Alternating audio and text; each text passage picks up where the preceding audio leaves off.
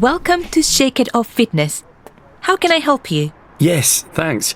I've been meaning to come in and find some information about here for some time. I was wondering if you could help me. Sure, of course. What would you like to know? I saw on the sign outside that you have the best budget membership in the city. Is that right? You've got that right, yes. If you find a better rate, then we'll match it. Also, we don't have any sign-up fees or cancellation fees. Sorry, what was that last bit? Cancellation fees. Some gyms charge you money if you leave before a minimum number of months or something like that. We don't do that. Well, that's useful to know. What times do you have? We open at 5 a.m. and close at midnight. Not 24 hours then, I see. No, almost though. We tried doing the 24-hour thing, but there really weren't a lot of people who wanted to do exercise at 2 in the morning. Makes sense. Another question. Do you have trainers? Like, will you do a personalised evaluation of me? Sure we do. As we say on our brochure, we can show you what to do, how to do it, and why you're doing it. Have you worked with a personal trainer before? No. No, I haven't, no. So, it's very easy. For your first visit, we'll assign you one of our expert personal trainers. He or she will design an exercise plan that's just right for you and show you exactly what to do. We even include nutrition advice in the plan. Let me get this straight. All of this is included in the price? Yes, it is. If you want to continue with your trainer after the first few classes, we can talk about that. It does cost extra though, okay? Yeah, sounds great. Do you have any other questions? Yeah. Okay. Why should I choose here instead of any of the other gyms in the city? What? You mean apart from our competitive rates and personalized attention? Yeah, I guess. Listen, here's a free day pass. Why don't you drop by and see for yourself? That way you can talk to other members, see the facilities and our staff. Okay, I'll do that. Thanks very much. İbrahimova Şəbnəm. Bugün sizlərlə 6 aprel tarixində kursumuzda keçirilən sınağın ingilis dili sualların izahlarına baxacaq. Deməli, bildiyimiz kimi ilk 5 sual listening sualıdır. Listeningi səsin əvvəlində dinlədik, ona görə birbaşa suallara baxırıq. Qırmızı ilə işarələnmiş yerlər birbaşa, yəni düz cavablar göstərir. Ona görə biz sadəcə izahlara baxacaq. Birinci sualda düzgün cümləni, mətndə deyilmiş düzgün bir cümləni istəyir bizdən. Birinci sualda cavab C variantıdır. Orada qeyd olunur ki, ləğv etmə ödənişi alınmır. Yəni, idman zalı heç bir qeydiyyat və ya ləğv eləmə ödənişi tələb eləmədən, yəni onu təklif edir, tələb eləməməyi təklif eləyir. Ona görə də C variantı düzgündür. İkincidə isə həmin o zalın, Shake It Off salının, fitness salının vaxtını, yəni iş saatlarını göstərmək üçün hansı saatlar düzgündür, onu soruşur bizdən. Orada midnight dediyi üçün biz saat 12-ni götürürük, yəni 5-dən 12-yə qədər. Saat 3-də isə, üçüncü sualda isə hansı suala düzgün cavab var deyil mətndə? Can I cancel my membership without a fee? Yəni, ödənişsiz üzvlüyümü ləğv eləyə bilərəmmi sualına mətndə cavab var idi. Üçüncü sualın cavabı da A variantıdır. 4-də də mətndən aydın olur ki, zal offer personal training for free during your first visit. Yəni, siz ilk dəfə zala gedərkən sizə training təklif olunur. Yalnız ilk dərs üçün ödənişsizdir. Yalnız first, yəni belə bir şey mətndə deyildiyi üçün biz bunu götürürük. Əgər əlavə gələcəksinizsə, o zaman ödəniş edirsiniz. Amma ilk dəfə üçün ödənişsiz olduğu üçün düzgün cavab B variantıdır. 5-ci sualda isə deyir, conversation'ın, yəni söhbətin sonunda nə deyildi, nə təklif edildi. Orada müştəri soruşur ki, sizi digər zallardan fərqləndirən nədir və resepsiyonist də deyir ki, a free day pass to try the gym. Yəni, bir gün gəlib zalımızı yoxlaya bilərsiniz. Həm işçilərdən, həm də oradakı idman eləyən şəxslərdən zalımız haqqında maraqlana bilərsiniz. Ona görə də cavab E variantıdır.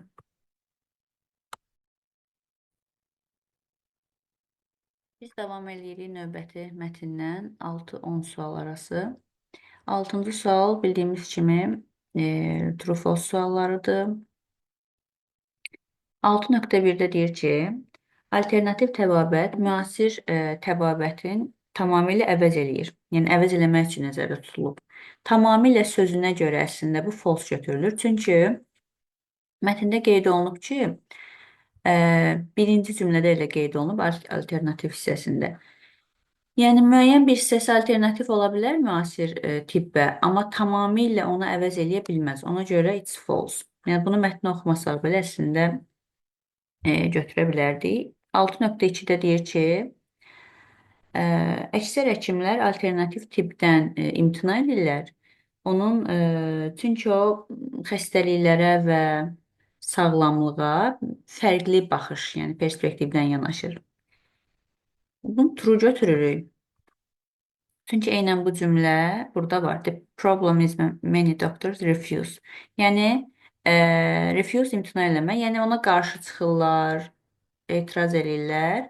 Eynən bu cümlə var. To the cause radical different view of sağlamlığa, xəstəliyə və müalicəyə fərqli yanaşma tələb edir. Yəni radikal fərqlilik, radikal dəyişiklik. Ona görə it's true.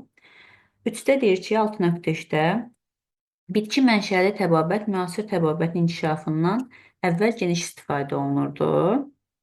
Yəni əvvəllər bitkilərdən xəstəliklərin sağalmasında geniş istifadə olunurdu. It's true. 6.3-də dediyi kimi bitki mənşəli müalicə üsulu daha əvvəl, yəni müasir müalicə üsulundan, müasir tibbdən daha əvvəl istifadə olunurdu, geniş istifadə olunurdu. Burada yazılıb, baxın, until only 150 years ago, yəni hər odasa 100 il əvvələ qədər bitki mənşəli tibb geniş istifadə olunurdu və onların üzvü birləşmələri, qeyri-üzvü birləşmələri. Burada 150 il olan hissədə qeyd olunub. 6.4-də isə Dünya Tibb Təşkilatı, Səhiyyə Təşkilatı daha doğrusu, alternativ terapiyaları dəstəkləmir. Doesn't deyir burada. Amma burada qeyd olunur ki, son cümlədə has agreed to promote the integration. Yəni deməli alternativ tibbin gətirdiyi bilik və bacarıqların müasir tibbə inteqrasiyasını dəstəkləyir. Agreed to promote. Promote dəstəkləməkdir. Yəni ona görə də 6.4 false oldu. Deməli burada 6.2 ilə demək olar 7 eyni şeydir. 6.2-də demişdi ki, bir çox həkimlər alternativ təbabətin imtina edirlər. Çünki o sağlamlıq və xəstəliklərə fərqli baxış tələb eləyir də.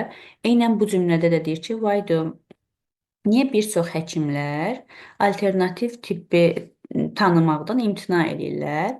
Because it requires a different approach to health, illness and cure. Çünki o sağlamlığa, xəstəliyə və müalicəyə fərqli bir yanaşma göstərir. Eynən buradakı cümlə kimi. Fərqli, the problemdən başlayan hissəki var. Ora həm 6.2-nin, həm də 7-ci sualın cavabıdır. Ona görə də 7B variantı olur. 8-i götürəndə, 8-də baxaq. Deməli, cümləni tamamlamaq tələb olunur bizdən. Alternativ terapiyalar tez-tez tənqid olunur. Çünki burada C variantıdır. They are sometimes practiced by people without formal training. Çünki onlar təhsili olmayan, yəni formal, rəsmi təhsili olmayan insanlar tərəfindən tətbiq olunur. Burada qeyd olunub, bir dəqiqə. Baxın, alternative therapist cümləsində are often dismissed, tənqid olunmaq, by orthodox medicine because they are sometimes administered by people with no formal medical training. Yəni rəsmi tibb təlimi olmayan insanlar tərəfindən tətbiq olunduğu üçün, düzgün tətbiq olunmadığı üçün onlar tənqid olunurdu tez-tez. Yəni 8-də C variantı. 9-da isə bizdən istəyir alternativ tibbi terapiya formalarına tələbat həmişəkindən daha güclüdür cümləsində. Çünki burada da C variantı olacaq. People are increasingly dissatisfied with the limits of modern medicine. Çünki insanların müasir tibbin hüdudlarından getdikcə daha çox narazılığı səbəbdir də artıq yönəliblər alternativ tibbə.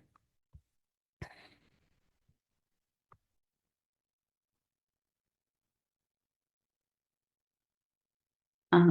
Deməli, 9-cu sualın cavabı da but-la başlayan hissədədir. But whatever doctors may think, demand for alternative forms, medical therapy. Yəni, as the limitation hissəsi var burada. Müasir tibbin limitləri, yəni məhdudiyyətləri artıq daha çox görünür olub. Ona görə insanlar yönəlirlər alternativ tibbə. 9C variantı. 10-cu sualda isə düzgün suallar, yəni hansı suallara mətndə cavab var, onları tapırıq. Düzgün cavabımız olacaq 1, 2 və 3. Birinci sualda nəyə görə deyir? Əlavə sayılır, yəni alternativ tip, müasir tibbə əlavə sayılır. Elə ilk cümlədə bu qeyd olunub. Çünki burada qeyd olunub akupunktur, herbal, yəni bitki tərkibli müalicələr ki var, onlar əlavə sayılır, yəni müasir tibbə.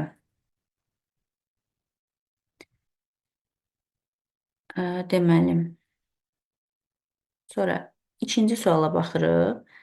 İkincidə isə Ümumdünya Səhiyyə Təşkilatı müalicə üsullarına necə baxır? Burada onun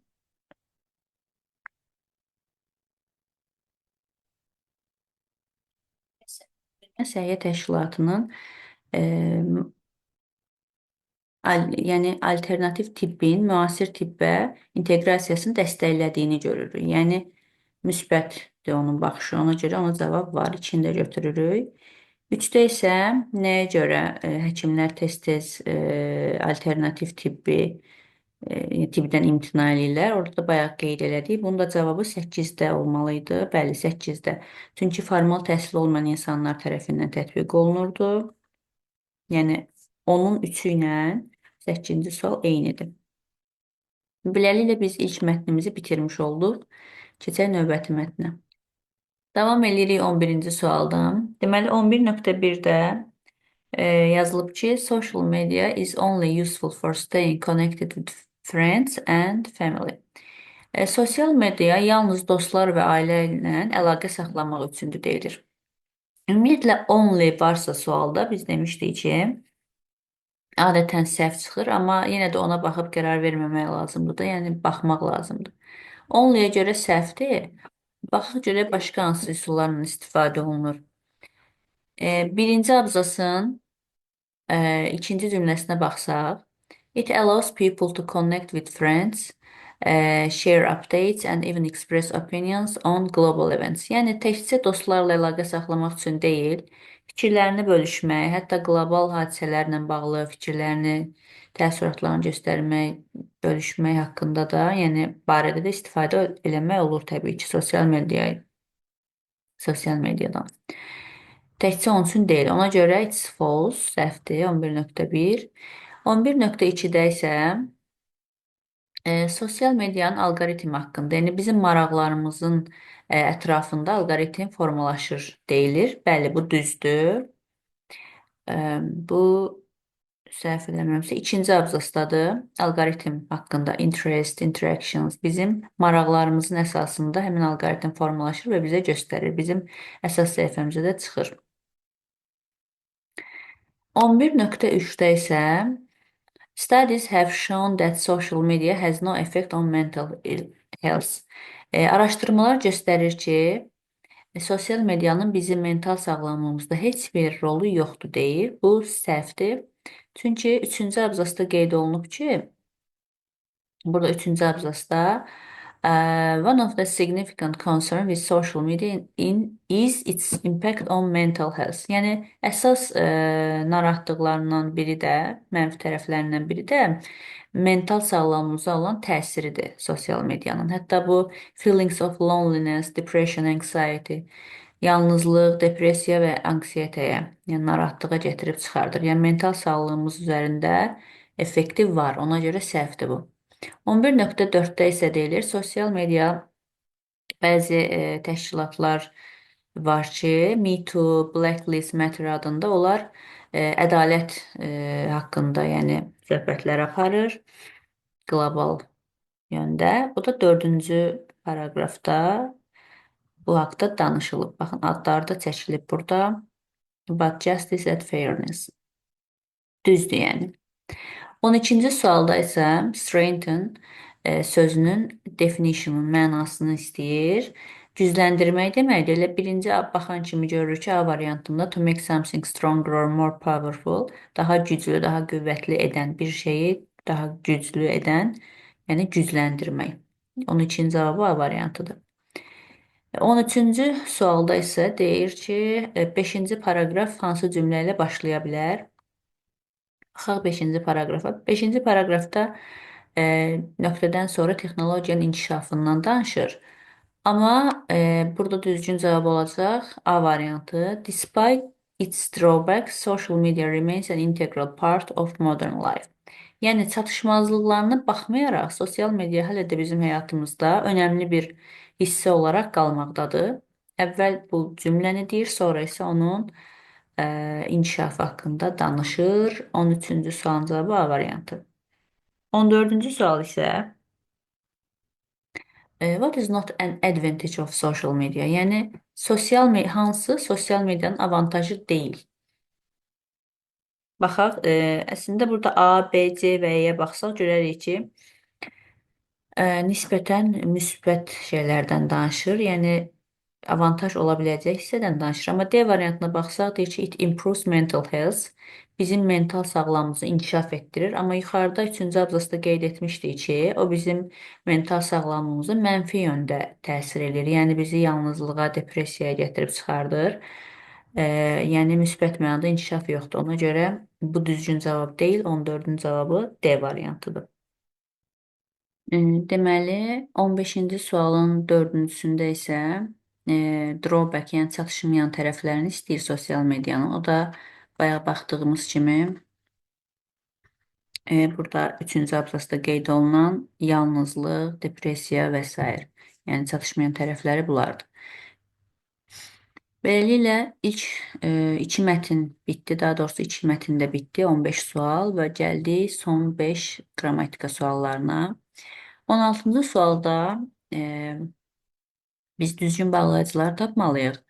Gördüyümüz kimi burada dəqiqə mən işarəliyim. Burada bizdən mən, yəni şəxsi öyrənməyimiz istənilir və canlı olduğu üçün biz who ilə və bir də qeyd eləmişdik dərslərimizdə ki, zət də who-nu əvəz eləyə bilər. Yəni şəxsi təyin eləyərkən əgər who yoxdursa, zət də onu əvəz eləyə bilər və iki variant seçəcəyimiz üçün biz 1-5-i götürə bilərik. Yəni 16 B variantı. Deməli, 17-də isə imply sözünün düzgün izahını istəyir bizdən. Imply də bir şeyi eyham vurmaq, yəni işarə eləmək, demədən göstərmək kimi də, yəni onu nəzərdə tutmaq, işarə eləmək kimi tərcümə olunur. Bu da B variantıdır. Indicate, suggest or indicate something without saying it directly. Yəni bir şey birbaşa demədən də göstərmək. B variantı düzgün cavab, eyham vurmaq. Make-up dialoqda bir sual adətən həmişə ya dialoq, ya story qurmaq kimi düşür. Burada da düşür bir sualımız. Deməli, baxırıq ki, əvvəl sual varmı, və yaxud da salamlaşma ilə başlamalıdır. Sual olan, deməli, hey Sara, baxın üçüncüyə. Salamlaşma budur və sonra bir sual verib. Sualın təbii ki, cavabı olmalıdır. Have you decided about the conference? Deyir, növbəti həftə olan konferans haqqında qərara gəlmisən və 4 ilə davam eləməlidir. I am thinking about it, but I am not sure. Düşünürəm, amma əmin deyiləm. Və 3-4 ilə başlayan bir dənə A variantı olduğu üçün gerisinə özünüz baxa bilərsiniz. Yəni, düzgün cavabımız A variantıdır. 19-a baxsaq, deməli, burada zamanların uzlaşması olmalıdır. Nick suddenly olmalıdır keçmiş zamanda. Found out that his car had disappeared olmalıdır. Yəni biri indiki keçmiş sadə zamandadırsa, digəri də keçmiş bitmiş zamanda olmalıdır. O qəflətən anladı ki, tapdı ki,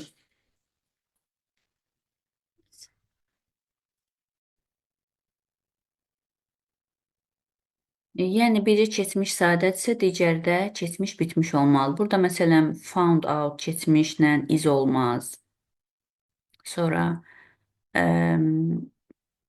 yəni finds-la had ola bilməz və s. Yəni düzgün cavabımız D variantı. O xatırladı ki, maşını yoxdur.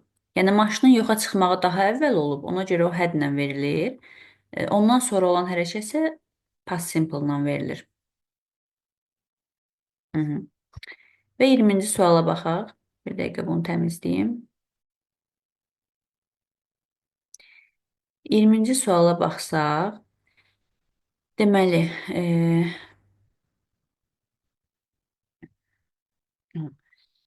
luckily children in my group caused any problem. Baxın, burada diqqətli olmalı olduğumuz bir neçə nüans var. Any problem deyirsə, any adətən sual və inkar cümlələrində işlənir. Düzdür, istənilən mənasında təsdiqdə ola bilər, amma burada o deyil də, yəni təsdiq mənasında deyil. Deyir ki, bizim məzuniyyət partimizdə heç bir qrupumdakı tələbələrin heç biri problem yaratmadı. Yəni buna sevinir. Şimdi adətən luckily-ni görəndə burada müsbət mənalı şeylər götürməyə çalışırlar. Amma elə deyil. Problemə səbəb olmadı. Yəni heç kim problemə səbəb olmadı. Burada inkar olanları götürməliyik. Baxın, inkar olan no-dur, none of-dur, bir də neither-dur. Neither-dan sonra həmişə tək isim gələr. Axı burada children cəmdədir, düzdür. Ona görə neither olmayacaq. Yəni 4 çıxır. No ilə none of ola bilər. Ona görə 1-3 baxırıq hansı variantdadır? E variantında. Düzgün cavabımız E variantında. E variantıdır yəni. Və beləliklə biz 20 sualın izahına baxdıq.